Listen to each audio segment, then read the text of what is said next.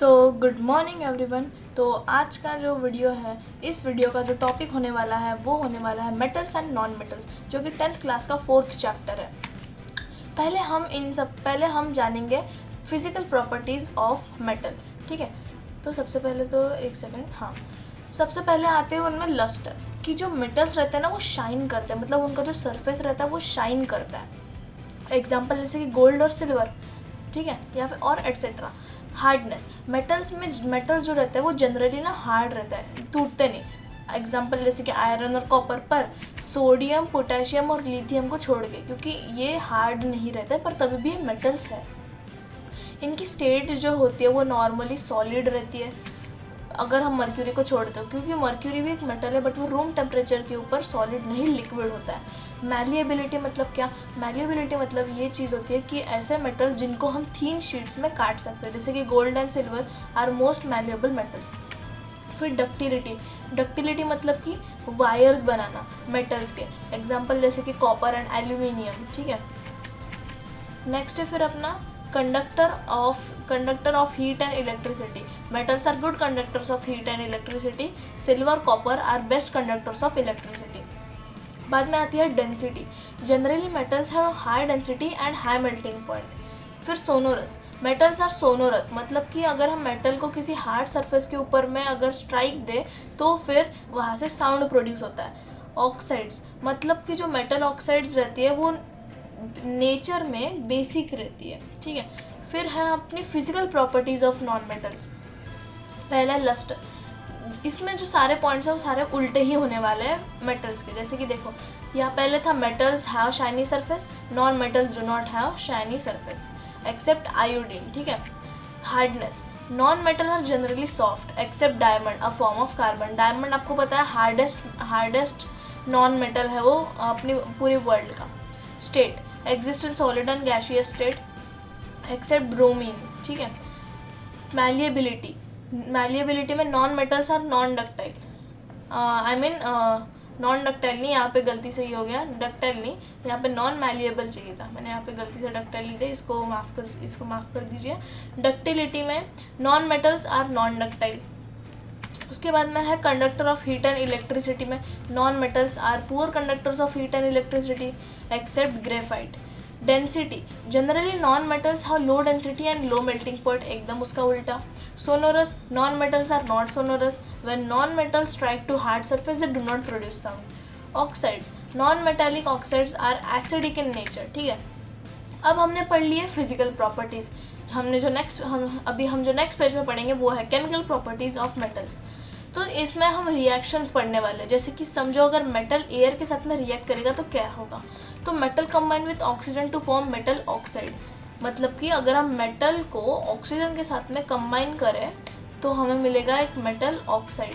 जैसे कि समझो मेटल एक कॉपर है, ठीक है, और O2 मतलब ऑक्सीजन। अगर हम इन दोनों को एक साथ में अगर हम इनको ये करें, इनको कंबाइन करें तो क्या मिलेगा, क्या फॉर्म होगा, कॉपर ऑक्साइड।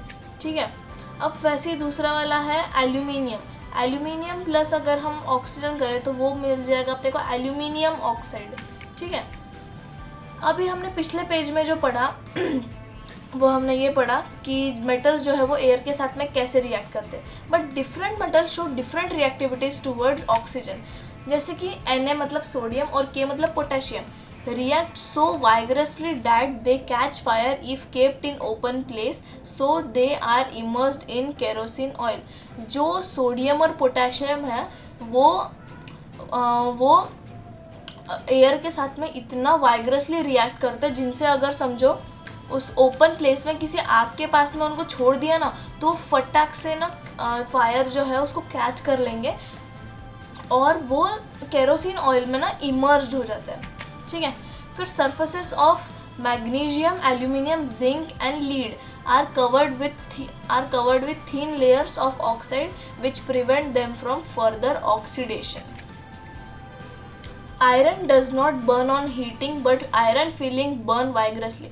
अगर हम आयरन को डायरेक्टली हीट करेंगे तो वो बर्न नहीं होगा, बट अगर हम आयरन के छोटे छोटे टुकड़े करेंगे तो बहुत वाइग्रसली यानी कि बहुत ज़्यादा वाइल्डली बर्न होंगे, मतलब बहुत जल्दी और बहुत बहुत भयंकरली। क्या बोल रहा मैं, copper does not burn but coated with black copper oxide.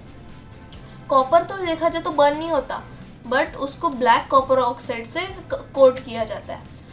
फिर है AU मतलब कि गोल्ड, और AG मतलब silver. Gold and silver does not react with oxygen, ठीक है। अब है अब ये अपने लिए एक नया टॉपिक है, एम्फोटेरिक ऑक्साइड्स मतलब क्या।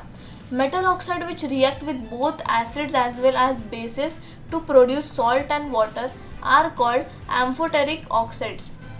कुछ मेटल ऑक्साइड्स जो कि एसिड्स के साथ और बेसिस के साथ में रिएक्ट करते हैं to produce salt and water indirectly. जैसे कि एग्जांपल देख लो, एल्यूमिनियम ऑक्साइड जो कि एक मेटल है, और HCl मतलब हाइड्रोक्लोरिक एसिड, ये एक एसिड है, मतलब ये एक मेटल है, ठीक है, और ये एक एसिड है। और अगर हम इन दोनों को अगर कंबाइन करेंगे साथ में तो हमें क्या मिलेगा, हमें मिलेगा एल्यूमिनियम क्लोराइड प्लस H2O मतलब कि वाटर। एल्यूमिनियम, देखो आपके लिए मैं बता रहा, एल्यूमिनियम क्लोराइड जो है वो एक सॉल्ट है, और जो H2O है वो वाटर, ठीक है। एक और वैसे ही एग्जांपल देख लेते हैं, मैं इसको थोड़ा मिटा देता हूँ, अभी इसकी ज़रूरत नहीं। हाँ, तो फिर अभी नेक्स्ट एग्जांपल देखते हैं हम। एल्यूमिनियम ऑक्साइड जो कि एक मेटल है प्लस NaOH मतलब सोडियम हाइड्रो ऑक्साइड। हम इसको ऑक्साइड हाइड्रो ऐसा कुछ बोल सकते हैं, बट हम इसको नॉर्मली हाइड्रो ऑक्साइड बोलते हैं, ठीक है। सोडियम हाइड्रो ऑक्साइड भी एक टाइप ऑफ मतलब ये एक बेस है। अगर हम इसको भी इससे करेंगे, मतलब हम इसको अगर दोनों को कंबाइन करेंगे तो क्या मिलेगा अपने को, sodium aluminium oxide plus water. जिनको नहीं पता, ये भी एक टाइप ऑफ सॉल्ट है और ये है वाटर, ठीक है। अब नेक्स्ट पेज में है अपना reaction of metal with water. मतलब मेटल प्लस वाटर हमें क्या देता है, metallic hydroxide plus hydrogen. Oxide भी बोल सकते हैं हम उसको, मेटेलिक ऑक्साइड या हाइड्रो ऑक्साइड भी बोल सकते हैं। और हमें हाइड्रोजन गैस भी मिलेगी, मतलब हाइड्रोजन गैस जो है वो रिलीज होंगी ऊपर। मतलब कि metal oxide plus water gives us metal hydroxide. इसका एग्जांपल एकदम सेम टू सेम हम यही लेंगे। मेटल ऑक्साइड यानी कि सोडियम प्लस वाटर, ये देखो ये वाटर, ठीक है, मेटल हाइड्रोक्साइड मिलेगा अपने को, और जो हाइड्रोजन गैस है वो रिलीज होगी। मतलब कि ये क्या है, सोडियम हाइड्रोक्साइड, मतलब ये भी एक टाइप ऑफ मेटल हाइड्रोक्साइड है, और जो H गैस है वो रिलीज होगी इस फॉर्मेशन में। एक और हम देखेंगे, calcium plus water gives us calcium hydroxide plus hydrogen gas is given out, ठीक है। हम एक और देखते हैं इसी का example, iron plus water gives out iron oxide plus hydrogen gas, ठीक है। फिर है अपना different metal react with different form of water. जैसे कि sodium, potassium, calcium react with cold water. Aluminium, iron and zinc react with steam. Magnesium react with hot water. Calcium and magnesium float on water surface as bubbles of hydrogen stick to their surface. Gold, silver, copper and lead does not react with water, ठीक है। अपना फिर third reaction जो आता है वो है reaction of metals with acids. मतलब metal plus dilute acid gives out salt plus hydrogen. इसके एग्जांपल, मेटल में आता है आयरन, ठीक है, डाइल्यूट एसिड में आता है HCl मतलब हाइड्रोक्लोरिक एसिड। तो ये अगर हम इन दोनों को साथ में कंबाइन करें तो क्या बनेगा, FeCl मतलब आयरन क्लोराइड प्लस जो हाइड्रोजन है वो गिवन ऑफ, यानी कि वो निकल जाएगी वो गैस वहाँ से तैयार होके।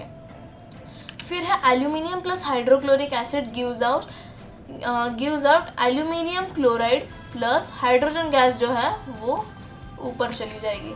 अपना फोर्थ रिएक्शन जो है वो है reaction of metals with solution of other metal salt. यानी कि जो मेटल्स का रिएक्शन रहता है वो कुछ अलग मेटल सॉल्ट के सॉल्यूशन के साथ हो। मतलब कि देखो सिंपल भाषा में अगर आपको बताऊँ, समझो आपके पास में एक मेटल है और आपके पास में, मतलब देखो एक मेटल A पकड़ते हैं हम और दूसरा सॉल्ट सॉल्यूशन B पकड़ते हैं। अगर हम उन दोनों को मिलाएं तो क्या होगा, जो B सॉल्ट सॉल्यूशन है वो चला जाएगा और वो बन जाएगा सॉल्ट सॉल्यूशन A, और जो मेटल A है वो बन जाएगा मेटल B। इसका एग्जांपल ही देखते हैं हम, ठीक है। एक सेकेंड, हाँ, iron plus copper sulphate gives out copper.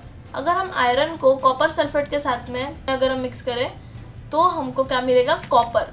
ये एक प्योर फॉर्म है। हमको ये जो रिएक्शंस है, मतलब कौन सा मेटल कौन से मेटल के साथ में अच्छे से रिएक्ट करेगा, कौन सा मेटल कौन सा मेटल ज़्यादा रिएक्टिव है और कौन सा मेटल कम रिएक्टिव है, तो उसको समझने के लिए हमको पढ़ना पड़ेगा रिएक्टिविटी सीरीज़, समझे। तो अभी हम पढ़ेंगे रिएक्टिविटी सीरीज़। अब मेरे को बताओ रिएक्टिविटी सीरीज़ मतलब क्या। It is a list of metals arranged in the descending order of reactivity. Reactivity decreases from top to bottom. जैसे कि ये समझ लो, देखो मोस्ट रिएक्टिविटी में हम ऊपर से स्टार्ट करेंगे, मतलब सबसे ज़्यादा जो रिएक्टिव पोटेशियम, फिर आता है सोडियम, फिर calcium, magnesium, aluminium, zinc, iron, lead, hydrogen, copper, mercury, silver, gold. ठीक है, ये सब जो है मतलब मोस्ट रिएक्टिव इधर है, और जो सबसे आखिरी में है वो उसे हम कहते हैं लीस्ट रिएक्टिव। ठीक है, समझे। नेक्स्ट है अपना reaction of metal with non metals. अब मेटल और नॉन मेटल्स का रिएक्शन देखेंगे हम लोग। Reactivity of elements in is the tendency to attain a completely filled valence shell.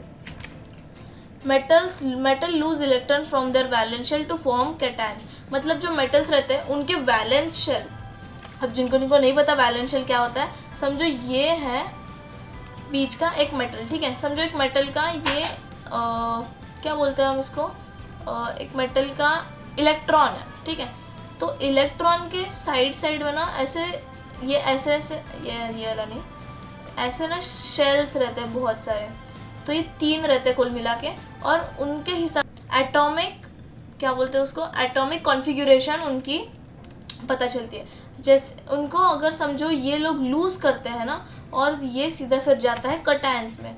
अब समझे। फिर नेक्स्ट है non metal gain electron in their valence shell to form anions. मतलब मेटल्स इलेक्ट्रॉन लूज करते हैं अपने वैलेंस शेल से cations बनाने के लिए, और नॉन मेटल्स जो है इलेक्ट्रॉन्स को गेन करते हैं अपने वैलेंस शेल से अनायंस बनाने के लिए। The compound formed by transfer of electrons from metals to non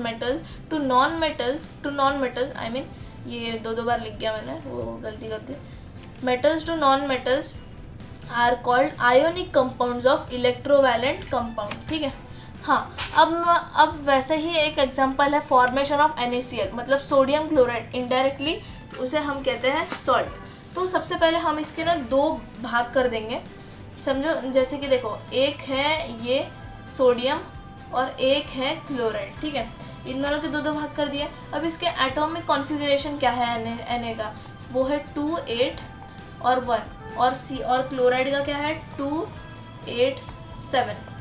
अब इनको अपन रिप्रेजेंट करेंगे, मतलब कि इसके पास में इलेक्ट्रॉन, समझो हम ये 1 को रिप्रेजेंट करेंगे, ये मतलब पॉजिटिव रहेगा हमेशा। रुको मैं बाद में बताता हूँ आपको पॉजिटिव क्यों रहेगा। सबसे पहले हम जो ये 1 है, देखो ये दोनों तो सेम है तो इनको हम कॉमन लेंगे। अब डिफरेंट क्या है 1 और 7, तो इनके लिए हम कुछ ऐसे पॉइंट्स रखते हैं। जैसे कि समझो ये 1 है, मैंने इसको इस डॉट के हिसाब से ये कर दिया है, शो किया है, और क्लोराइड के पास में 7 है तो हम इसको क्रॉस के मदद से करेंगे 1 2 3 4 5 6 7। ठीक है, तो अभी क्या होगा कि ये जो Na मतलब सोडियम जो है, इसके पास में कितना है 2 8 और 1 है इसके पास में।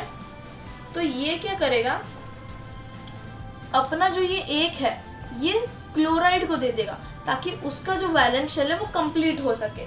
और देखो जो देता है ना उसमें पॉजिटिव चार्ज रहता है, और जो लेता है उस पर हमेशा निगेटिव चार्ज रहता है। इसलिए मैंने यहाँ पे पॉजिटिव चार्ज लिया था और यहाँ पे निगेटिव चार्ज लिया था। मैंने सोचा आपको पहले समझा दो और बाद में वहाँ पे साइन डाल दो। ठीक है, अगर देखो फिर Na जो है सोडियम, तो सोडियम क्या करेगा, सोडियम के ऊपर पॉजिटिव साइन आएगा। कैसे पॉजिटिव साइन आएगा, अगर वो एक इलेक्ट्रॉन लूज करेगा, मतलब एक इलेक्ट्रॉन जो है वो अपने वैलेंस शेल से क्लोराइड को देगा, तब जाके उसको मिलेगा। मतलब इनडायरेक्टली क्या कर रहा है वो क्या कर रहा है, Na में कितना है 2 और 8। ठीक है, और वो कितना इलेक्ट्रॉन दे रहा है, वो 1 इलेक्ट्रॉन दे रहा है। और वही अगर हम सेम चीज़ Cl का देखें तो Cl plus electron gives us chloride, वो भी निगेटिव फॉर्म में। अब कैसे, देखो क्लोराइड के पास में कितना है 2, 8 और 7 है, और उसको अपन ने कितना इलेक्ट्रॉन दिया, 1 दिया, तो अभी उसके पास कितने हो गए 2, 8, 8, और ये हो गया उसका वैलेंशियल पूरा कंप्लीट। ऐसा ही सेम टू सेम दूसरा एग्जांपल देखते हैं हम, एल्यूमिनियम क्लोराइड। ठीक है, इसके भी अपन 2 भाग करेंगे, एल्यूमिनियम और ये यहाँ पे क्लोराइड। तो इसका एटॉमिक कॉन्फ़िगरेशन क्या है 282, और इसका क्या है 287। एक्चुअली में यहाँ पे 2 चाहिए था, हाँ 287। अब यहाँ पे हम सेम टू सेम वैसा ही करेंगे, जो 2 है इसको 2 डॉट से हम रिप्रेजेंट करेंगे, और जो यहाँ पे 287 है तो हम भी इसको जो है वो क्रॉस से रिप्रेजेंट करेंगे। ठीक है, 4, 5, 6, 7, ठीक है, इसको रिप्रेजेंट किया। तो अभी क्या होगा, जो एल्यूमिनियम है पहले तो इसका अपन जो देखो ये 2 अपने देगा, और अगर आप ध्यान से देखोगे यहाँ पे मैंने Cl2 लिखा है, यानी कि इसके 2 कंपाउंड है, तो मतलब इन दोनों को वो ये 2 दे रहा है। तो यहाँ पे जो है हम यहाँ पे ऊपर 2 लिखेंगे और यहाँ पे पॉजिटिव चार्ज लिखेंगे, क्यों, क्योंकि ये उसको दे रहा है। प्लस इलेक्ट्रॉन जो है वो कितने दे रहा है, 2 दे रहा है, समझे। फिर पहले तो ये बताओ कि एल्यूमिनियम का कितना है 282 एटॉमिक कॉन्फ़िगरेशन, और एल्यूमिनियम का जो नॉर्मल है मतलब वो 2 दे रहा है ना, अपने कितने दिया उसने, 2 दिए। वही क्लोराइड को भी कितने मिले, अगर क्लोराइड अपने इलेक्ट्रॉन्स के साथ ऐड करेगा और वो क्या बनेगा 2Cl है, सिर्फ Cl, तो एक Cl को 1 मिलेगा, तो 2 Cl को 2 मिलेंगे, मतलब कि ये हो गया 287 है। ठीक है, इसको हमने 1 दिया तो ये बन गया 288। पर फिर आप बोलोगे कि अगर ये 1 दे रहा है तो इसके पास तो 1 बचेगा, बट समझो यहाँ पे 2 है, मतलब दोनों को 1-1 देगा, जिससे दोनों का जो है वो दोनों का वैलेंशियल जो है वो कंप्लीट हो जाएगा, सिंपल। तो ये है फॉर्मेशन ऑफ NaCl, मतलब कि सॉल्ट की फॉर्मेशन कैसी होती है। नेक्स्ट अपना प्रॉपर्टीज ऑफ आयोनिक कंपाउंड्स। इसके पहले हम फिजिकल नेचर देखेंगे। They are solid and hard, generally brittle, melting and boiling point, they have high melting and boiling point. Solubility, soluble in water but not in kerosene, petrol, etc. ये मैं ionic compounds की properties बता रहा हूँ। ठीक है, ये क्या है, conduction of electricity, they conduct electricity in molten state and solution from but not in solid state. मतलब जो इलेक्ट्रिसिटी है वो कब कंडक्ट करते हैं, जब वो अपने मोल्टन स्टेट में हो एंड सॉल्यूशन में, बट वो जब अपने सॉलिड स्टेट में रहते हैं तब वो इलेक्ट्रिसिटी को कंडक्ट नहीं कर सकते। फिर है ऑकरेंस ऑफ मेटल। पहले हम इसमें मिनरल्स में जानेंगे कि मेटल्स में मिनरल्स मतलब मेटल्स का ऑकरेंस कैसा रहता है। हम सबसे पहले उसमें जानेंगे मिनरल्स। द एलिमेंट और compound which occur naturally in the earth's crust are called minerals. Ores, minerals that contain very high percentage of particular metal and the metal can be profitably extracted from it. Such minerals are called ores. कुछ लोग अभी जो यहाँ पे देख रहे हैं वो, अगर मुझे नहीं पता बट अगर किसी ने माइनक्राफ्ट खेला हो, एक गेम है वो, तो उसमें हमें बहुत सारे ओर्स के बारे में पता चलता है, जैसे कि आयरन ओर, कॉपर ओर, एक डायमंड ओर नाम से भी चीज़ रहती है, गोल्ड ओर, और भी बहुत सारे ओर्स रहते हैं। फिर गैंग मतलब क्या, ores are usually contaminated with large amount of impurities such as soil, sand, etc. are gang। मतलब कि हम अगर ओर्स को देखें तो उसमें बहुत सारे इम्प्यूरिटीज़ भी रहती है, जैसे कि सॉइल और सैंड, उसे हम बोलते हैं गैंग, मतलब एक तरीके का वेस्ट। अब मेटल में से ओर्स कैसे एक्सट्रैक्ट होते हैं, उसके 3 स्टेप्स है। पहला स्टेप है एनरिचमेंट ऑफ ओर्स, दूसरा है एक्सट्रैक्शन ऑफ मेटल, तीसरा है रिफाइनिंग ऑफ मेटल। ठीक है, सबसे पहले हम जानेंगे enrichment of ores. It is the process of removing gangue from ores. These technique या / methods are used in this process. Hydraulic washing, magnetic separation, froth flotation, chemical separation, leaching. सबसे पहले हम जानेंगे हाइड्रोलिक वॉशिंग, ग्रेविटी या फिर gravity separation. So in this process crushed ores washed by water steam. If an ore is denser than gangue, then the gangue particle are washed away with water steam and heavy ore remain behind. मैं आपको इस image के जरिए बताता हूँ. देखो ये है क्रश्ड ओर, ठीक है, ये जो आपको दिख रहा है, मैंने क्या बना दिया, तो ये जो है ये है क्रश्ड ओर, ठीक है, ये हमने इसमें डाला और ये जो है ये बह रहा है वाटर, तो ये नीचे जा रहा है और ये जो है इनको हम बोलते हैं कॉरुगेटेड बोर्ड्स. मतलब इसमें से जो ये रहते हैं जो ओर्स रहते हैं एक्चुअल वो इसमें से लिए जाते हैं. और जो यहाँ पे नीचे जो यहाँ पे वाटर जो है ये गैंग विथ वाटर है, मतलब यहाँ पे जितने भी इम्प्यूरिटीज़ है ना वो वाटर के साथ में आ गए हैं. मतलब hydraulic washing of the ore, इसे कहते हैं hydraulic washing of the ore. जैसे कि टिन और लीड ऑल्सो सॉरी थोड़ी सा बता एक्सक्यूज मी, हाँ, also used in gold refining. फिर सेकंड अपना magnet separation. This method works on magnetic principle. This method apply when ore and gangue particle have differently magnetic properties, जैसे कि magnetite, chromite, manganese, ठीक है. अब इसको हम एक इसके डायग्राम के ज़रिए समझेंगे. ये है पाउडर्ड ओर, ठीक है, ये है पाउडर ओर और ये है अपना एक नॉन मैग्नेटिक व्हील, मतलब जिससे मैग्नेट अट्रैक्ट नहीं होते. और ये जो है ये है एक मैग्नेटिक व्हील. तो जो मैग्नेटिक ओर्स रहते हैं वो इससे अट्रैक्ट होंगे और इससे चिपक के वो दूसरी जगह पे गिरेंगे, और वही जो नॉन मैग्नेटिक रहेंगे वो अपनी दूसरी जगह पे गिर जाएंगे. तो इससे दोनों का सेपरेशन होता है. इस चीज़ को बोलते हैं magnetic separation. Froth flotation. It is a process for separating hydrophobic and hydrophilic materials. Generally, this process is used for sulfide ores. Example जैसे कि zinc sulphide, copper sulphide etcetera. इसको अपन फिर से एक डायग्राम के जरिए समझेंगे. ये जो रॉड है इससे जा रही है कंप्रेस्ड एयर.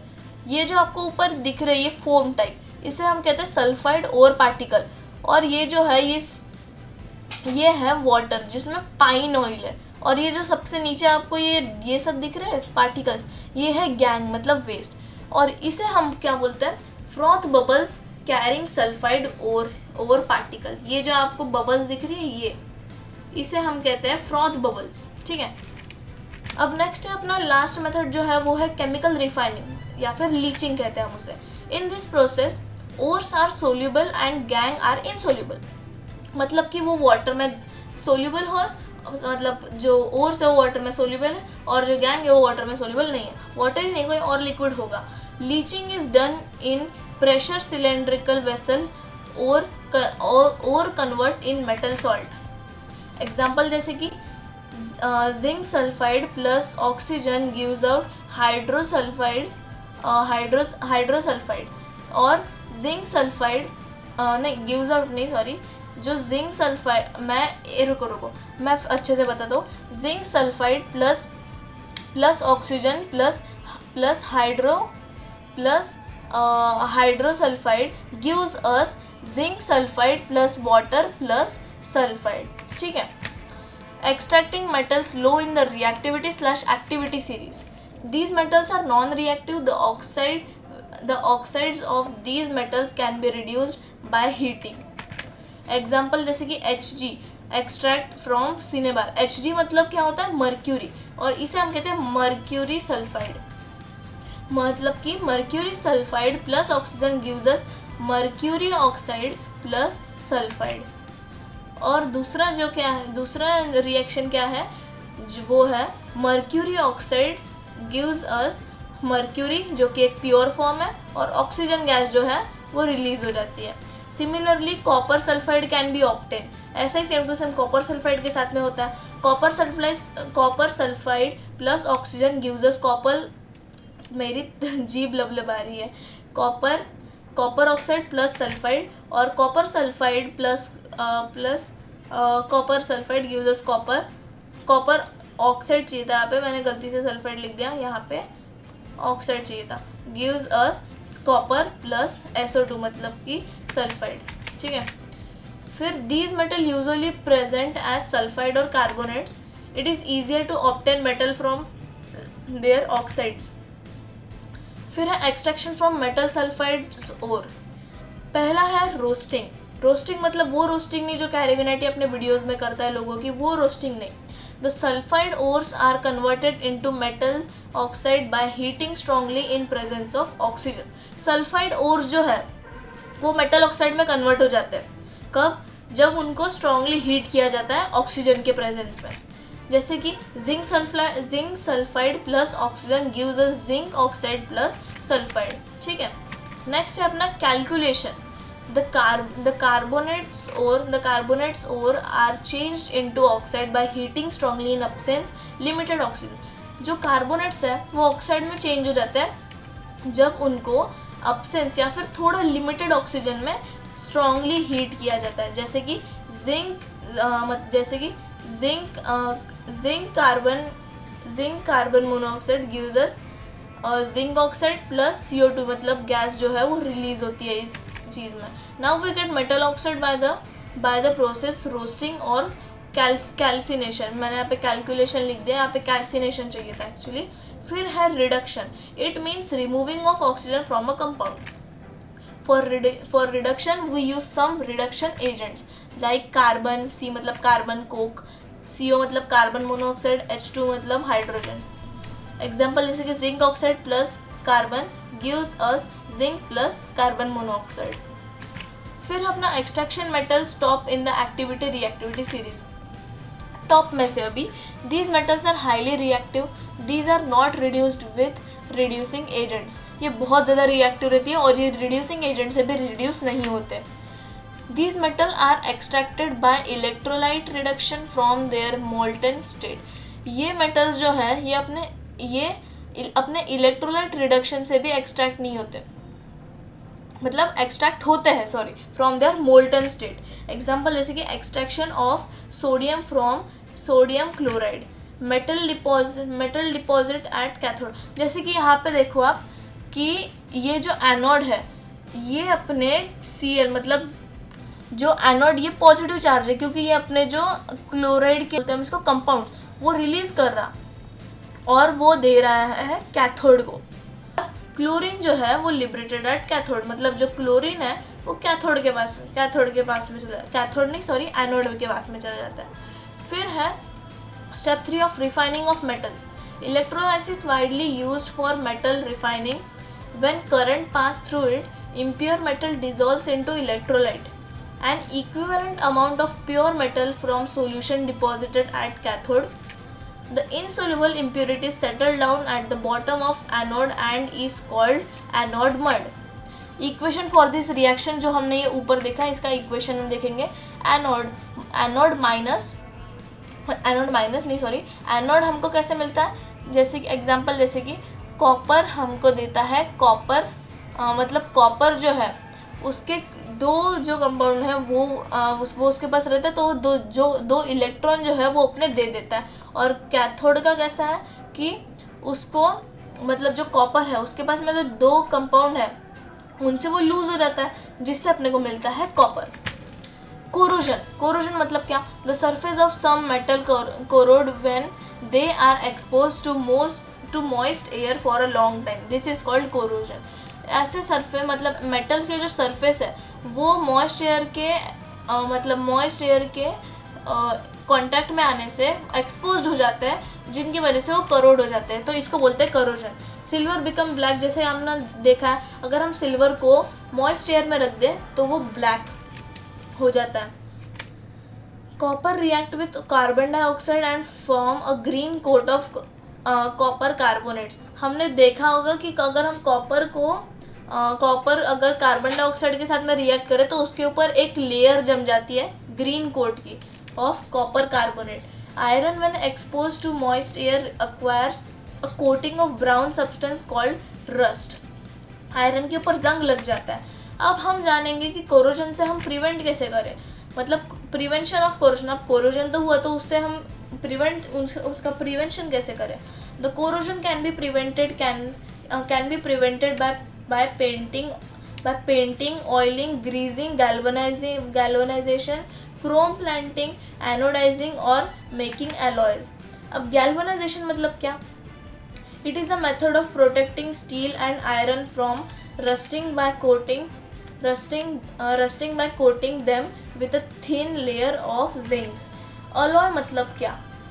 मतलब यहाँ पे नहीं लिखा है क्या मेकिंग अलॉय करके, तो अलॉय मतलब क्या? It is a homogeneous mixture of two or more metals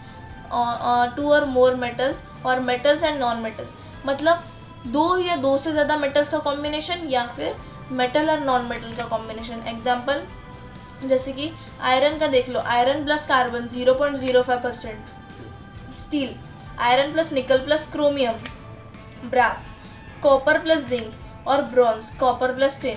तो इसी तरह अपना जो वीडियो है वो ख़त्म होता है. अगर आपको हमारा आज का वीडियो पसंद आया हो तो प्लीज़ इसको लाइक करना, मेरे चैनल को सब्सक्राइब करना, और हम मिलेंगे ऐसे ही एक अमेजिंग वीडियो के साथ. तब तक के लिए stay tuned to find out कि फ्यूचर में और कौन कौन से वीडियोज़ आने वाले हैं.